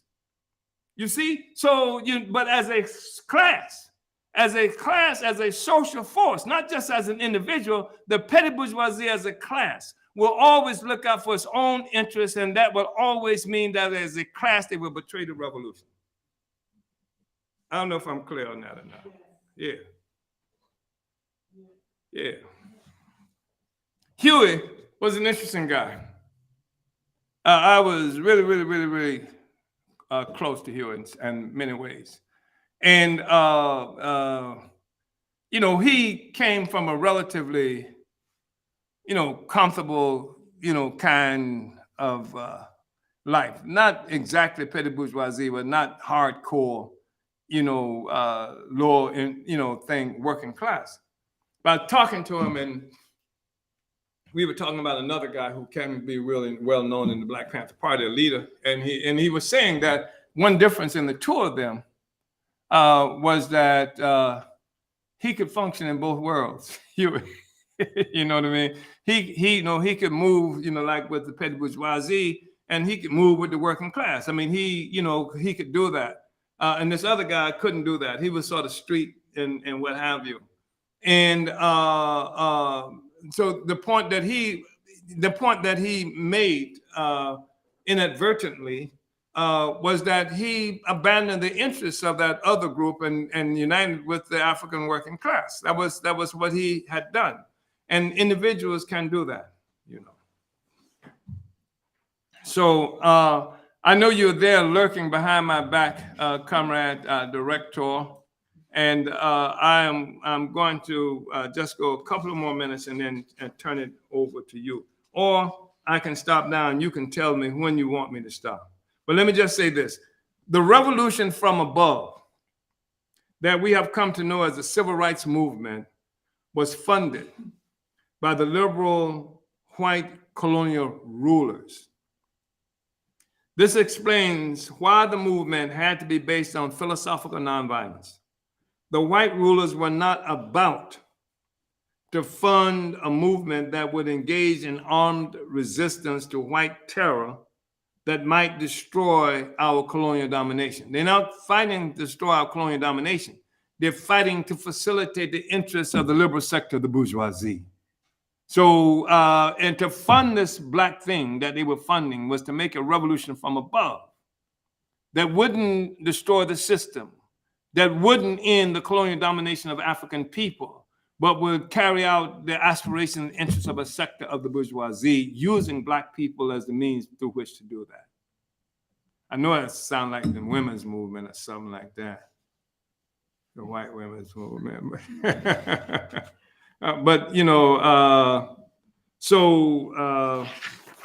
Comrade Akile, Director, you want to give me some? Yes, Uhuru Chairman. Okay, so if we could maybe finish this section and then finish on page 77 at the rise of the conscious African working class. Let's do that. Right. Okay. So, As we analyze in the book Israel to Africa, the political report to our third Congress back in 1990, we've left a whole trail of analysis and ideological development throughout this process. There's a continuum that we are part of. You know, that the Black Revolution didn't just pop up. COINTELPRO, counterinsurgency, it didn't just happen. It's been ongoing. It had to be ongoing because African people have lived under colonial domination. Our introduction to this country, to the system was born as a part of a process of taking away everything that even looked like freedom for African people. And I just think it's really important for us to understand that, because that's the only way you can know to what end. What end are you fighting for? Are you just fighting to deal with a counterinsurgency that has its origin, its basis in what? Its basis, the counterinsurgency is keeping Black people colonized. So if you ain't ending colonial domination, there's always going to be some iteration, some form of oppression, colonial domination that you can characterize as counterinsurgency. So, and I'm saying this because we're going back to the book Israel to Africa, the political report to our third Congress back in 1990.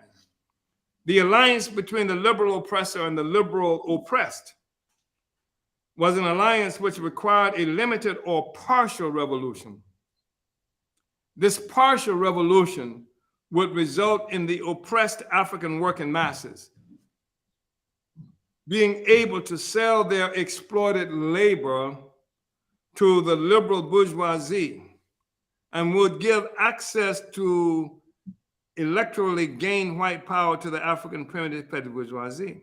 If you don't understand the class struggle, see what happens is when you start talking about things like the misleadership class, which really is designed to obscure class contradictions. What in the hell is a misleadership class? You know, but at the same time, it can say somebody's doing bad things.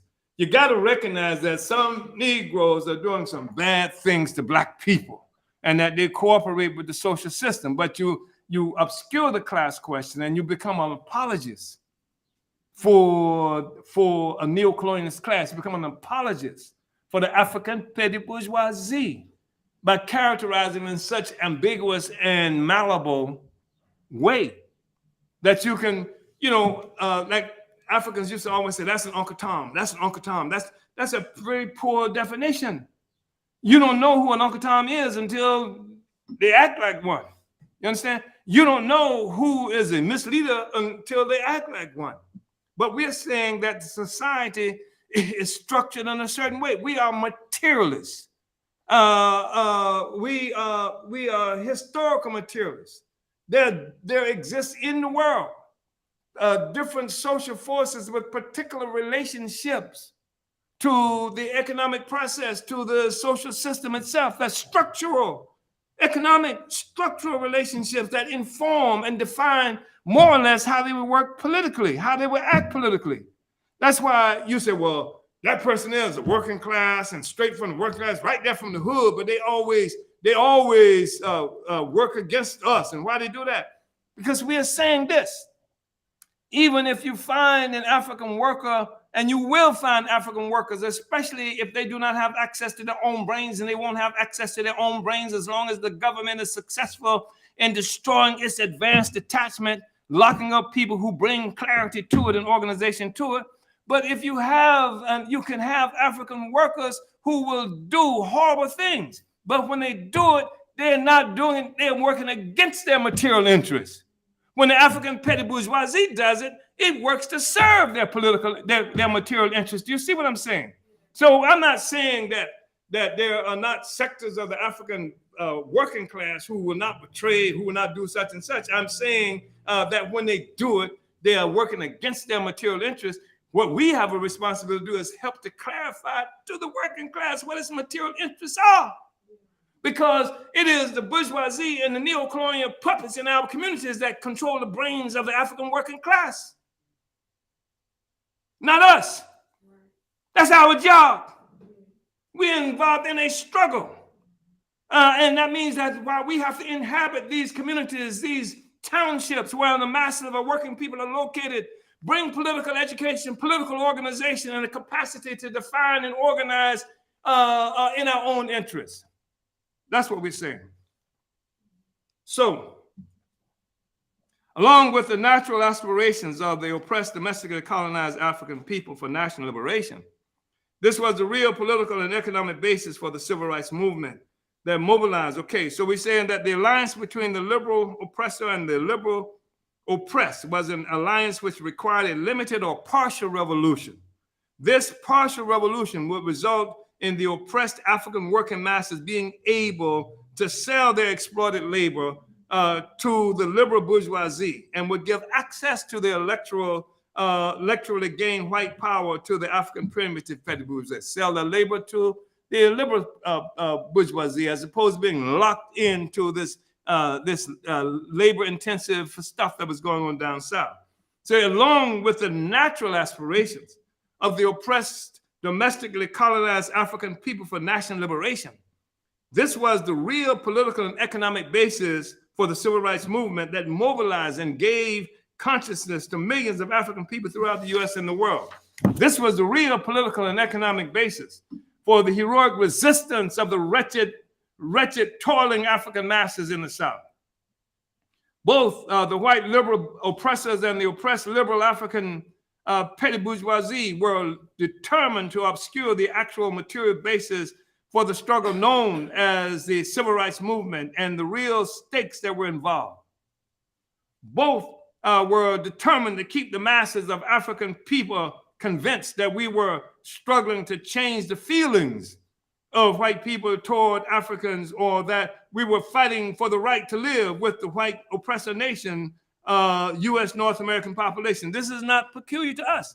I mentioned that one of the struggles I had with Glenn Ford was around this question of the so-called Black leadership class. But even Lumumba, at a certain time in his own development, had determined that the way to get free of all of the Africans in Congo should make a friend with a white colonizer. You see. And when your consciousness is locked into a process of solving the problem based on somehow appeasing the colonizer, the oppressor, that's the kind of thing you come up with. And if you cannot clearly identify the issue that their class, that within the struggle for national liberation, class struggle is also raging within that struggle for national liberation. And if you don't understand that, what you end up doing is acting as apologists and obscuring this contradiction and supporting the rise of the African petty bourgeoisie at the expense of the African working class. And the reason you can do that to some extent is because the African working class is not organized in the form of its own advanced detachment as the African People's Socialist Party, because we saw Glenn Ford, as an example, began to move around various questions as a consequence of this relationship that we have. So thus a purely idealistic ideological cover was given to our struggle by the liberal African primitive petty bourgeoisie. We were told that we must be committed to philosophical nonviolence because we were involved in we were not told that we must be committed to a philosophical nonviolence because we were involved in a limited revolution designed to serve the interests of the liberal sector of our colonial oppressors who would never support a genuine revolution of our oppressed people. Instead, we were told that such a philosophical commitment to nonviolence was morally cleansing and empowering. However, there was always an undercurrent of resistance to the philosophical idealism, tactics, strategies, and political objectives of the liberal African primitive petty bourgeoisie from the broad perimeter of the Black liberation movement. Much of this resistance came from the masses of oppressed African workers, working people who sometimes participated in the movement despite these differences. The problem for the white rulers and their compliant African minions was the fact that the fodder for this movement, the impoverished and brutalized Africans of the southern U.S., would discover our own interest in the struggle for democracy being sought by the liberals, colonizer and colonized alike. In the struggle to change the world, these Africans, toilers, would ourselves be changed. We summed up summed up in this article, Advanced Detachment, written for the Burning Spear in 1985, and which appears in the book Omali Yeshitela Speaks. During the 1950s, the alliance between our movement and the liberal bourgeoisie consolidated itself in mass struggle. In the process, our movement began to achieve a revolutionary character. This movement activated the African victims of U.S. colonialism as conscious participants and impacted on the consciousness and practical life of all the peoples inside the United States. This powerful movement overthrew the immediate form of capitalist rule of the southern white ruling class and achieved legal democratic rights for African people. Uhuru, Comrade Director. Uhuru, Chairman. I hope people will just read the rest of this. Yeah. Uhuru, Chairman, yes. And again, the study materials, most of you have been following along with us. They are available in the descriptions. No matter where you're watching on, you should be able to access Chapter 3 of Vanguard or order Vanguard from the Burning Spear store, produced by Burning Spear Media. So just really want to salute this profound presentation, Chairman, and this chapter that I'm just really happy that we were able to revisit. There are a couple of things that I wanted to be able to say, which I'll save after we go through announcements and go into the question and answer portion. So, comrades, we are moving to that portion of our program. We have a limited time, so please insert your questions into the chat section. And while you get your questions ready, I'm going to go ahead and go through our movement announcement.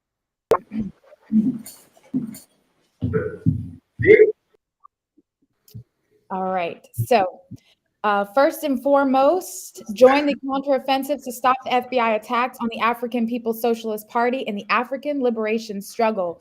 Donate or volunteer to the Hands Off Africa Defense Campaign.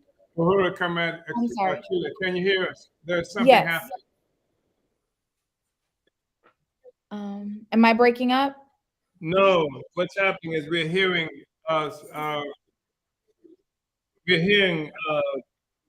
another presentation about the Tricontinental Conference in Cuba, in Havana, in 1960. Okay, all right, comrade. Was that me? Yeah. Okay. We're good now. We're good. Okay. All right. Y'all talking about counterinsurgency, but go ahead. All right. Well, again, join the counteroffensive to stop the FBI attacks on the African People's Socialist Party and the African Liberation Struggle. Donate or volunteer to the Hands Off Uhuru, Hands Off Africa Defense Campaign today. For more information, please visit handsoffuhuru.org to volunteer, donate, sign our petition, and the emergency response pledge.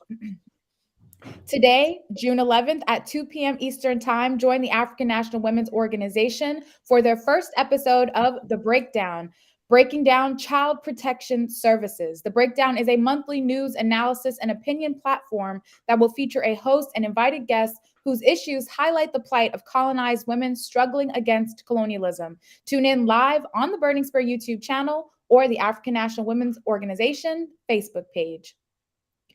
Also today from 1 to 5 p.m. Central Time, the Uhuru Solidarity Movement calls on white people to join an organizer training conference titled Solidarity Will Not Be Silenced. Learn how to build a branch of the Uhuru Solidarity Movement in your city, hold a day of reparations to African people, and build the Hands Off Uhuru campaign. Register at tinyurl.com/solidarityconference.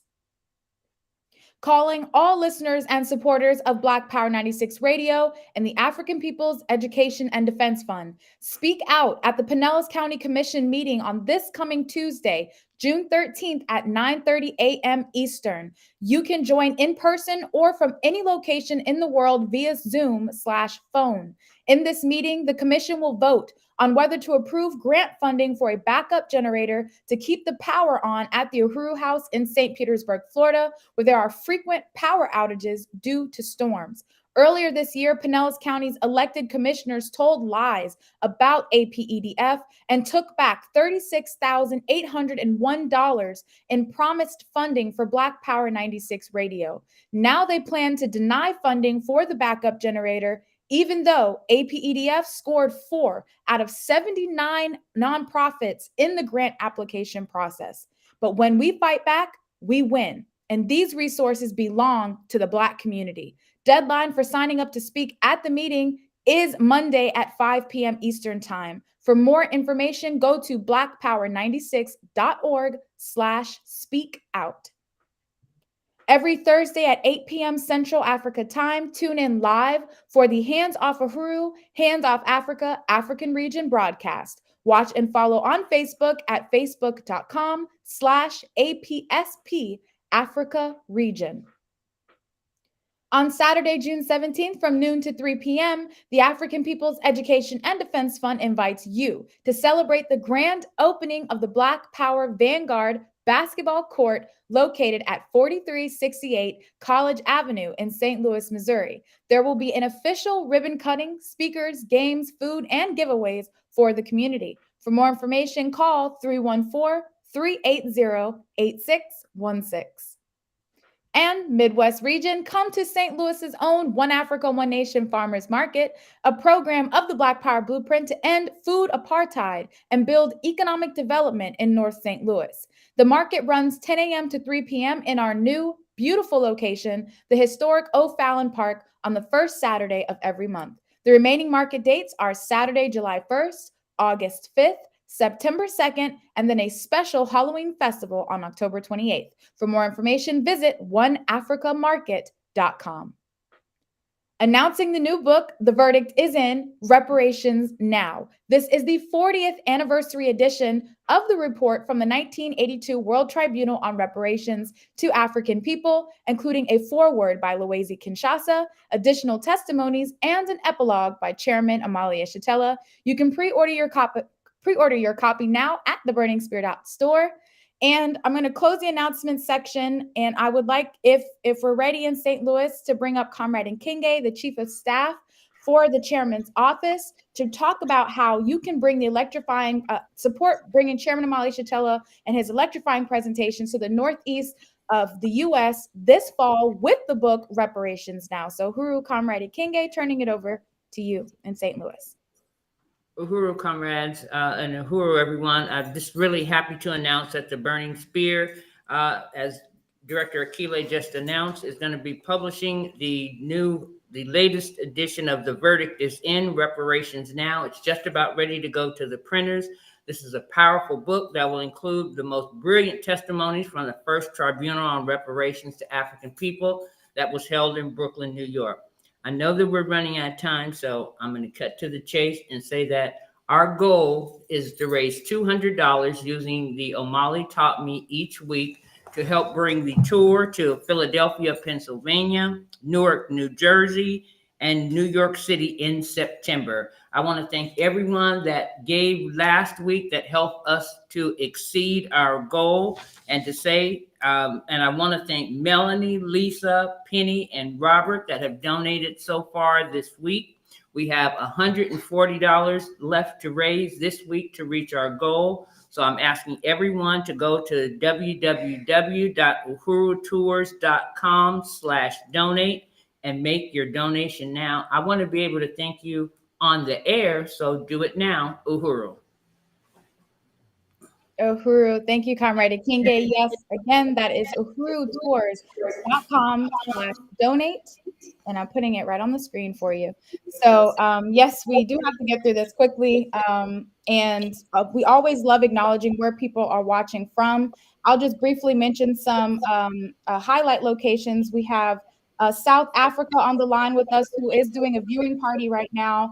We have comrades in Grenada, West Indies, in Senegal, West Africa, London, UK, Brooklyn, New York, Collegeville, Pennsylvania, Dominican Republic, Haiti, and so many other locations who are tuned in with us. But I'm going to go ahead and just move it really quickly, Chairman, just to address maybe at least one question from our audience today, and possibly two if we want to go just a little bit longer.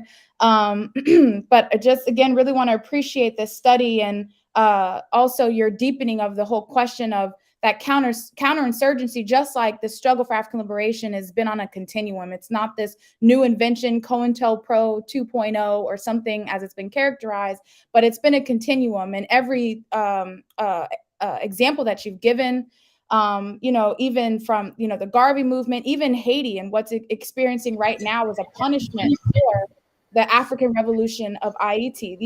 This is counterinsurgency.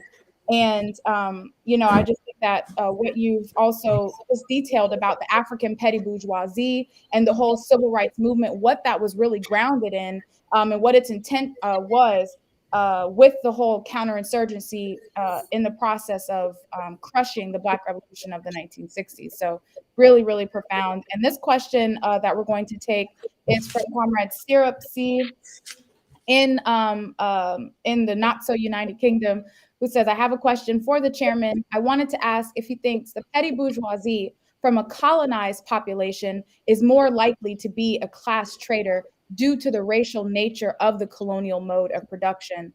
And if so, would it be good to direct a certain amount of propaganda efforts into turning those colonized petty bourgeoisie into class traitors? I'm not quite sure I understand the question, but let me just say that what we found historically is that at different times, there are sectors of the African petty bourgeoisie that's even worked against the interests of African people who, under the influence of the organized African working class, have had to change and did change their position and did come to different kinds of position, but they need not just a study such as what we're doing now, but they need actual struggle. They need actual organization of the African working class forwarding its own clearly understood, clearly articulated, and clearly organized around issues. And this is the thing that draws the line. More than just a discussion, it helps to draw the line. So even the African petty bourgeoisie can be confused. There's sectors of the African petty bourgeoisie who makes a mistake in believing in the invincibility of the colonizer and who have deserted the colonizer at the when they've seen that the colonized people ourselves are becoming strong and clear in what it is that we're about, and that the future is clearly no longer one with the colonizer. And so there's sectors of the petty bourgeoisie who have abandoned the colonizer to unite in some way or another. And so it doesn't mean absolute unity all the time, and perhaps most of the time, but there are ways that the African petty bourgeoisie, who also colonized, also oppressed, can see a way that it can achieve some of its own goals under the leadership of the African working class. So I'm not sure I understood much of most of what was said by Comrade Syrup, but that's a kind of response that I hope touched on the fringes of what he was raising. Uhuru, Chairman, and Uhuru, Comrade Syrup, you can indicate in the chat, but just really want to appreciate that answer. It's going to be what the African working class and its, its vehicle, the African People's Socialist Party, does on the ground to even encircle the African petty bourgeoisie. It's more than just a discussion. It's about the practical implications for being a traitor, to the African working class. And that's the establishment of, this organization on the ground. So just really, and he says, I think he answered the question regardless, Uhuru. That was Comrade Syrup. You're being kind, Comrade Syrup, but I accept that. Uhuru. Also want to just thank Comrade Stephen for his $20 contribution today to Uhuru Tours. Thank you, Comrade Stephen. And Chairman, just briefly, I wanted to bring up this thing because as you were, talking about, just a lot of different things, but what came to mind was Nat Turner and how, one, he was put on trial for leading this insurrection. And that, in terms of being criminalized and the whole thing of counterinsurgency being a history related to, colonialism, that counterinsurgency as colonized people struggle to resist and overturn this relationship, that counterinsurgency is always going to exist if this relationship exists. And that it was just, bringing to my mind, you were talking about like this kind of personalized violence. And so Nat Turner was not only put on trial, but I learned just a couple of days ago, like what happened to his remains, I mean, just the kind of, the torture, the punishment and things that, we are reduced to as a consequence of struggling for our own freedom. And, anyway, so those just some of the things I wanted to say. And let's see if we have. Perhaps this speaks a little bit to Comrade Syrup also, because you may know that this did not happen exactly down class lines, but in South Africa, they had an incredible network of snitches. I mean, people, often found themselves making a living being snitches, betraying their community. That's what they want to do here. So there are cameras everywhere. Everybody has a snitch, et cetera. And then they even lambast Africans who say no snitching, there's something wrong with you because you don't want to snitch, et cetera. But in South Africa, they developed something they call necklaces where snitches actually were captured, and car tires were put around their necks that were filled with gasoline, and gasoline was set afire. They accused Winnie Mandela at one point of supporting, they call it necklacing, but it did actually affect that aspect of counterinsurgency. Snitching sort of dried up as a consequence of that new form of jewelry. Yeah. Uhuru, Chairman. Yeah, I noticed. I mean, they have these old anti-snitching campaigns now, in our communities today, and yeah, it's just really anti-snitch campaigns. Yeah, yeah. They want you to be pro-snitching. That's what I meant. They want you to be pro-snitching. They make it something wrong with you because you don't want to deal with the police. So, Chairman, maybe we can just take one more question. It might just extend us a little bit over time, but I think that it's a well worth it discussion that we're having. Comrade Mwezi, the chair of the Hands Off Uhuru campaign, wanted to just if you would be able to speak on this whole thing around Juneteenth. And I know in our movement we've celebrated Juneteenth and under the slogan "Not Yet Uhuru," and the fact that this holiday is upcoming in this country. So just wanted to see if we could kind of round up the Q&A with that. Yeah, I think it's part of counterinsurgency too. I think ADOS, this group called ADOS, that separates Black people around the world and would have us fighting against Africans if they weren't born in the United States, and around the question of reparations is counterinsurgency. And now what the ruling class has done is say Juneteenth is wonderful, and created actually a flag, a Juneteenth banner and flag that's red, white, and blue. And obviously this new flag they've given us is a flag that is one that is opposed to the red, black, and green.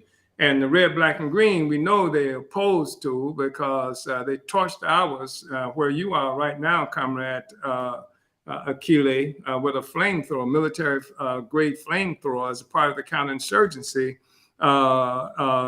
last year on July 2nd. So the Juneteenth, it's a fallacious kind of thing anyway, in many ways, the way it's been characterized, because the reason we say not yet Uhuru, and we've intervened in this because African people have celebrated Juneteenth, and they've really been protesting in some instances that the white man told us too late that we were free. and which is a hell of a statement. They told us too late that we were free, and that's and so we celebrate this Juneteenth, free at last, et cetera. And we said, not yet Uhuru. And that we challenge this whole notion that there's anything to celebrate based on them saying that now we're free now as opposed to then. The real issue was that we were brought into colonial captivity, and we still exist under colonial captivity. So for us, the issue of Juneteenth, we intervene. Sometimes we initiated. We brought the Juneteenth a program to St. Petersburg, Florida. we took over the Juneteenth mobilizations that were happening in Oakland, California. And we did it to contest with those forces who were acting like Juneteenth represented some freedom for African people. And we had amazing programs, culture, the whole thing. But the main thing was not yet Uhuru. We still aren't free. So anyway, I hope that's helpful at all, to some extent. But it was counterinsurgency. And you mentioned the thing they did, like with Nat Turner,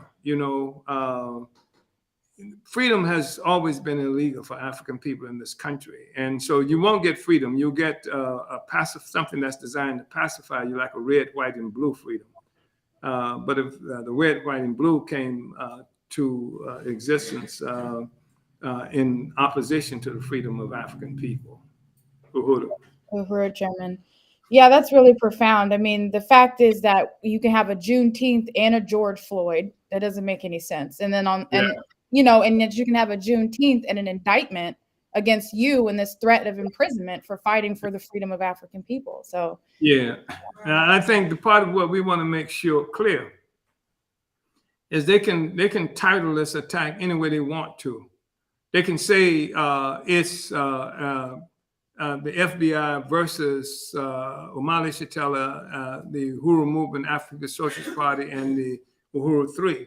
But really what it's about is an attack on African people. And we cannot allow them to obscure the fact that, first of all, that they don't want to talk about genocide. They don't want to talk about our participation in the terms that we could participate in elections, the electoral process. There's nobody in this country talking about the Russians had to teach us to participate in elections. Nobody, no group in America fought harder to participate in an election than African people, like Russians had to teach us to do that. And we were killed, bombed, et cetera. And they don't want us to talk about the killings and the bombings. If we talk about them, it's because the Russians told us to do it, because we're trying to sow dissent and discord in this country. That's the line that they have developed. And it's a bogus line. And we know that. And it's a new day. And that's something that we really must understand, even within our own movement. It's a new day, that there's a growing awareness and consciousness, new generations of African people and peoples around the world who are struggling and prepared to struggle to change the relationship that we have with our oppression. Thank you, comrades. Uhuru, Chairman. And yeah. Uhuru, want to salute the leadership of Chairman Omali Yeshitela. And I also want to appreciate all of you for participating in this incredible discussion, and to the Omali Taught Me show team. As Chairman mentioned, there are all these forces behind the scenes making this process seamless. So I want to salute all of you who are participating and making this show possible.